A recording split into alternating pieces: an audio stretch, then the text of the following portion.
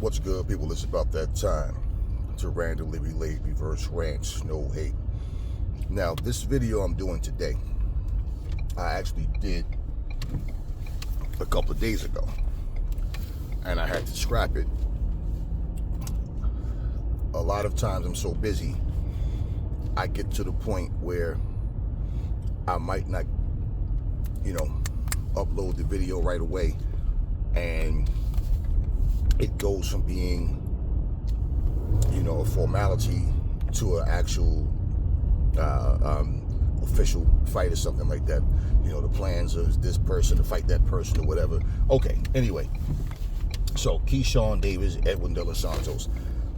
Basically, now I don't know if this video is official or not, but I talked about something else in that video that changed between two other fighters. This is why I scrapped it, because then it would be outdated due to that information. So here's the deal. Edwin de Losantos and Keyshawn Davis were going, not so much of a back and forth, but they had a little dialogue on X. And Edwin de Losantos told Keyshawn Davis, he said, hey man, be a man of your word. And, told him he wanted that smoke next. So Keyshawn responded with like, hey man, you must have forgot my name. And told him, sign the contract. Hey, basically something to that effect about, he's going to sign the contract, you sign the contract, send the contract, whatever it was. But bottom line is that they both saying that they want to fight each other. Now, the funny thing is how people say things like, why would Keyshawn take such a risky fight? Why? Like, wow. Once again, people of this generation don't like to be criticized for their bullshit. I simply don't give a fuck. Why the fuck would anybody ask a person, why take a fight this risky? What the fuck do you mean? You complain when these fighters won't fight each other. Now when you get a guy like Keyshawn that's out there like, fuck it, man, let's make it happen, you don't appreciate him. See, you guys need to understand, as far as fights go, I'm grown. I'm like I said, if boxing disappeared tomorrow, I'm not going to stop training. I'm not going to stop taking care of myself and keeping my shit together. But at the same time, I'm not sitting up here like some big kid. Oh yeah, please make that fight happen, please. Is it a good fight that I would want to see? Yeah, I love a good fight. Yeah, to be in them and to see them. So for me, I'm looking at this saying, you know what? This is what Keyshawn has to do. This is what a guy like Edwin de Losantos has to do.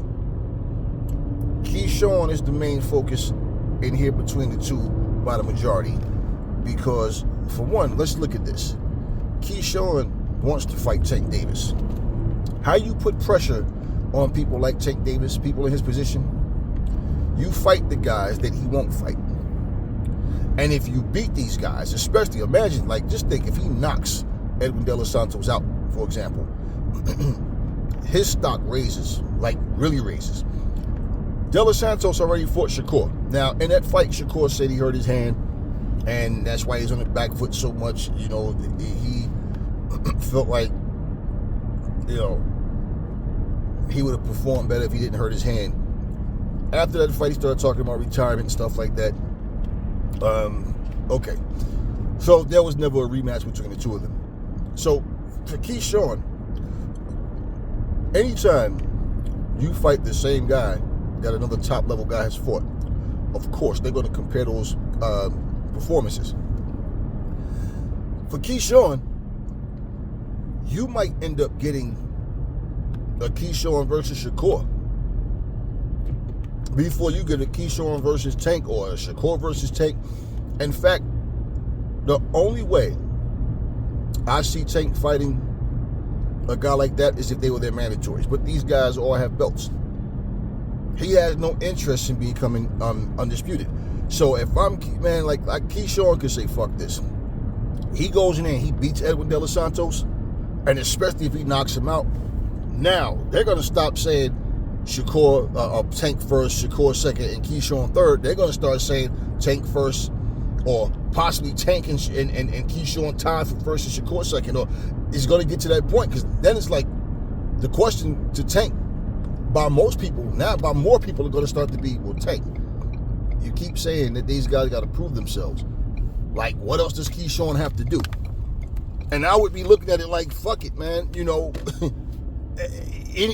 whoever is out there that Tank might use as a possibility, because here's the thing. If Tank goes from trying to fight 1 through 5, let me skip them and go through 6 through 10 or 10 through 6. Let's do it backwards order from the bottom up to the left. However, my point, what I'm saying, you fight all these guys that he won't fight, you beat them. I always say champions need to move differently. And remember, Keyshawn has a belt now. He's a champion as well. So what we have is a division that's divided. Once again, it's 3 different men, 4 different men holding a belt, because Lomachenko has a belt. And he's missing in action. Okay, but we get these guys who say they're the best, they're this, they're that, but they don't want to fight the very best guys. This is how you put that pressure on them. This is exactly how you put that fucking pressure on them. And what you have to also understand is, if these fighters are going to keep talking about I'm this, I'm that, and this guy got to prove himself, they look and say, Tank, Keyshawn's last 3, 4 opponents is better than your last 5 or 6 opponents, right? What is he going to say? That's how you put yourself in that position, to where either he's going to just decide to walk away for real, he's going to either be stripped of his title. Something has to happen where some fighters are being put in a position where they're going to fight against their will. I mean, let's not forget. Remember back in the day when I think Tyson Fury, I think it was against Dillian White, and they said if the WBC tried to strip me, if the WBC tried to force me to fight Dillian White, yeah, he said I'll relinquish the title. God damn, like, you understand what I'm saying? You guys are supposed to be champions. Champions are supposed to move different. The champion is supposed to go out there and seek and destroy. These champions are more like, okay, you got to prove that you deserve a fight with me. And I keep telling you guys don't understand. Like right now, Keyshawn is in that position of, I'm chasing greatness. I want to fight all these guys. Keyshawn getting that certain tax bracket, man. I'm telling you, things change. The people you have to pay, the money you're going to make, the money that you can possibly make going forward, you become a brand, like all of these things happen. Then Keyshawn ends up in that same position of certain fights won't happen, because even though that guy's a threat, he doesn't have the name. And every fighter that's been through that shit ends up doing the same thing. They get to the point where now it's difficult to make a fight with them. Then when you go from saying, Keyshawn is out there trying to fight everybody, to, now Keyshawn don't want to fight these guys. You see, and this is what I'm saying. You don't understand, unless the business model change, it's just inevitable that it's going to happen to every fighter that can gain, maintain, and sustain. Do you understand what I'm saying? For a long period of time. And that's how it ends up happening. And then you got to remember, like example, he's 24 now? So imagine if he's able to hold on. Now, 10 years from now, this is a 34-year-old Keyshawn that's been boxing all his life.